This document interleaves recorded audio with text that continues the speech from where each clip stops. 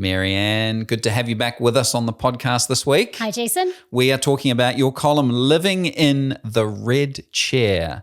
Now, that is an oblique reference to I seem to recall a TV show that I used to watch a while ago. Can you explain to me, what is the Red Chair? People still might watch. If you haven't seen it, so Graham Norton finishes his talk show with the Red Chair with just a random audience member whose job it is to entertain them for as long as they can with a short story.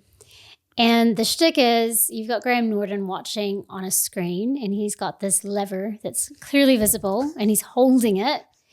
And if he decides that the story is not worth it, or if he's just feeling a little bit fickle, he yanks the lever, and the person in the middle of their story gets flipped backwards. Yeah, and they have no idea when he's going to. No, so it could happen at any second. The guests know this. The adrenaline is fully amped up because, and sometimes he doesn't even let them speak, does he? Just looks at them and goes, nah, I don't like you. And then if he likes the story, they sit, they finish the story, they get their applause. And they get to walk off. And you don't know off. how it's going to go. Oh, yeah.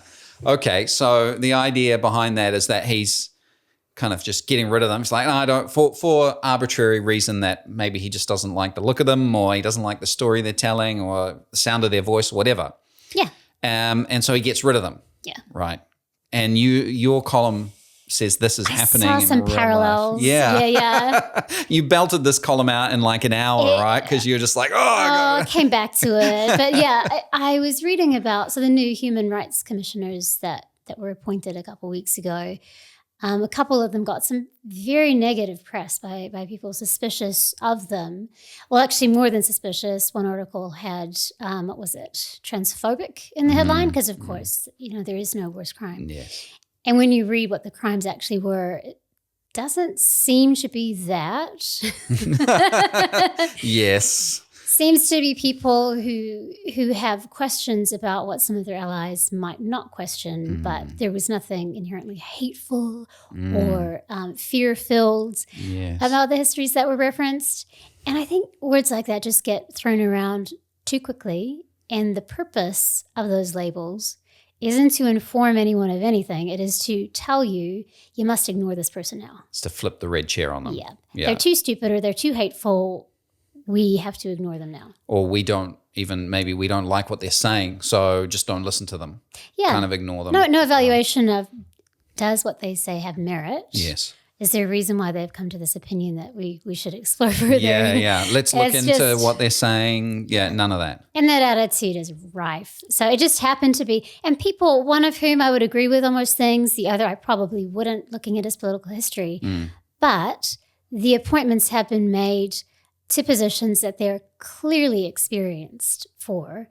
And there's nothing alarming about their backgrounds other than you're probably going to disagree with at least one of those people. And that should be normal. Yeah, like I don't agree with everyone that I meet. That's right. Yeah. So that's happened recently here in New Zealand, but you've seen this kind of around the Western world as well. Yeah, we're seeing it everywhere, aren't we?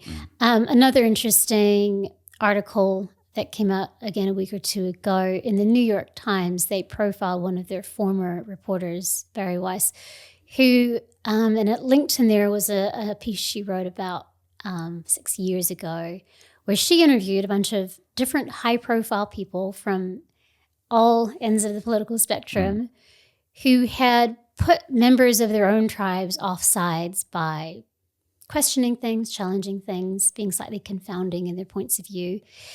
And here they were platforming one another, even though they weren't allies in many respects, but they were in the respect that they thought, well, actually the quote that I thought was really cool was when she's talking about how they're willing to disagree ferociously but talk civilly about nearly every meaningful subject. Yeah. And the meaningful subjects are often controversial. Because people, I think, are deeply invested in them, right? Yeah. If you, like where they always say, don't talk about politics or religion at the dinner table, it's because those are such personal things to you, right? You're personally invested in the afterlife or your spirituality or morality, life and death. Exactly. Yeah. And so, but that's what you would hope people would do. Yeah. Right? is talk deeply So about these I was things. fascinated about her profiling them, and then she is now, as we're seeing more and more, independent media. Yeah, For because those she's people, persona non grata, right? Because that kind of happened to her when she did that. she didn't. Well, she just felt more and more from my vague recollection of her departure announcement from the New York Times. She felt less and less that there was a place for people like her, and the New York Times is like old school mainstream. Mm. And now she is, well, you noticed it was actually on Substack, the Free Press. So she's part of this new media movement. Kind of independent journalism in a way, for people who want the news but don't want the position, or is it more? And it's not necessarily, because she definitely has a viewpoint. We all do. Yeah. But the viewpoint is grounded on this assumption that we're not going to not listen to you just because we don't agree with you. So it's allowing that freedom of ideas to that kind of marketplace of discussion and debate around maybe what people would have as sacredly held views, but it's okay to bring them out, talk about them. You're not in an echo chamber. Yeah, and even if you disagree, at the end of the day, you part on good terms. You're not hating each other. And I think that's an important distinction, because if someone disagrees with me and they're willing to ask why and they're willing to share where they're coming from, I see that as a sign of respect, not hateful. Yeah. If somebody just kind of nods and ignores you and carries on, I feel like that is far more insulting to one's than actually ideas. Engaging with the ideas. Exactly. Yeah.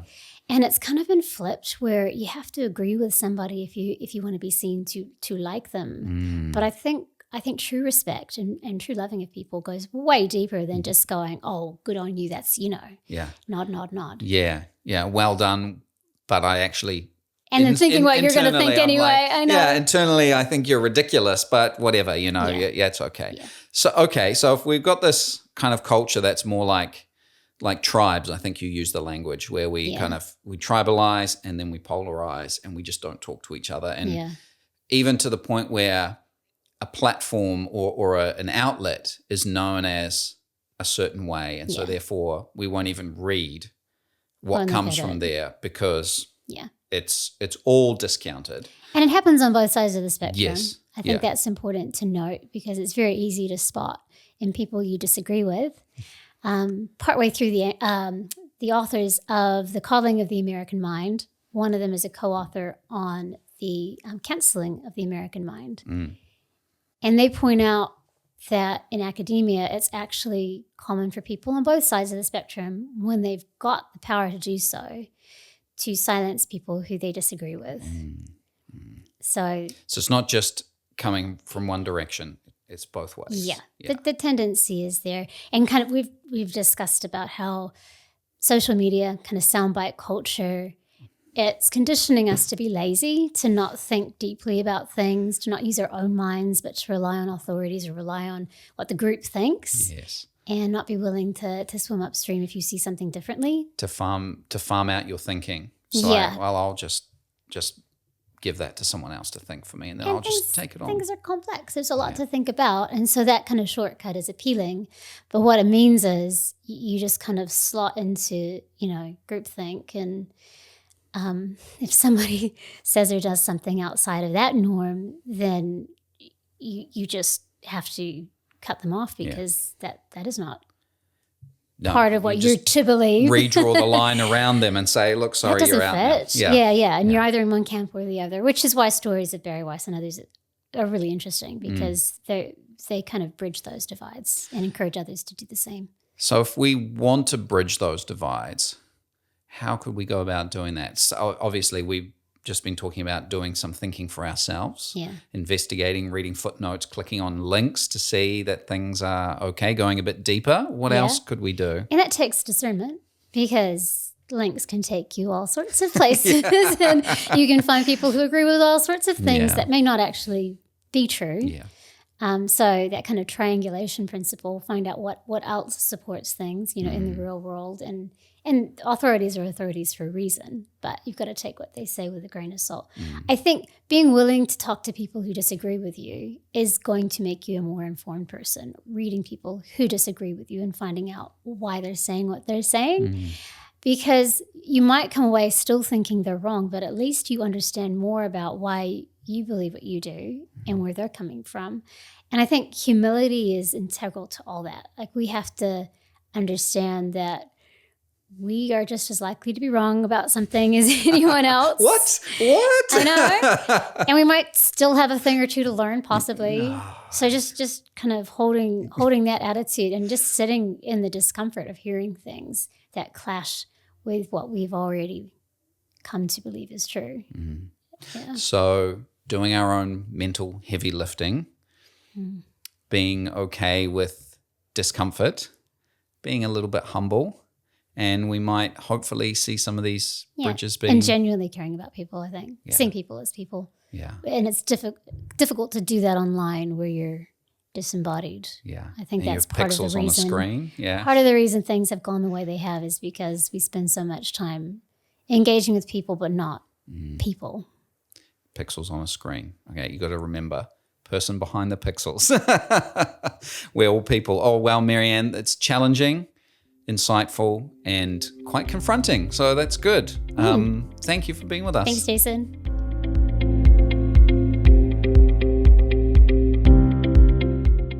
TV's Graham Norton Show always wraps with an audience member, dwarfed by a red recliner, attempting to entertain the host with a brief story. Norton watches them on screen, smirking, his hand poised above a lever. If he feels bored or petty, the story ends abruptly as he launches the storyteller's feet over their head. The shtick has suspense, humor, pathos. We touch that lever vicariously and wish for an equivalent mechanism out here in the real world because, honestly, we all encounter people who we wish would shut up. When their noisy opinions grate against our genteel ones, it's anything but funny. So we organize ourselves into tribes, increasingly virtual, to shelter our opinions. Few leave their tribe anymore to mingle dangerously with people who might challenge their beliefs. American journalist Barry Weiss once interviewed high-profile folks who, quote, are willing to disagree ferociously but talk civilly about nearly every meaningful subject, end quote. She later left the New York Times and became one of those confounding figures herself, committed to, quote, the belief that setting up no-go zones and no-go people is inherently corrupting to free thought, end quote. A reader's comment on the Times' recent profile of Weiss illustrates our booby-trapped landscape. Quote, I will personally weigh in on the side of extreme trepidation in aligning myself with anyone who aligns herself with the likes of the Federalist Society, Musk, Thiel, etc. It's one thing to speak truth in the face of groupthink, bravo. It's another to lose track of who the really, really scary people are, end quote. If the group labels someone really, really scary, we get a groupthink pass to ignore them. And not just them, anyone who talks to them. After all, there's no reasoning with monsters.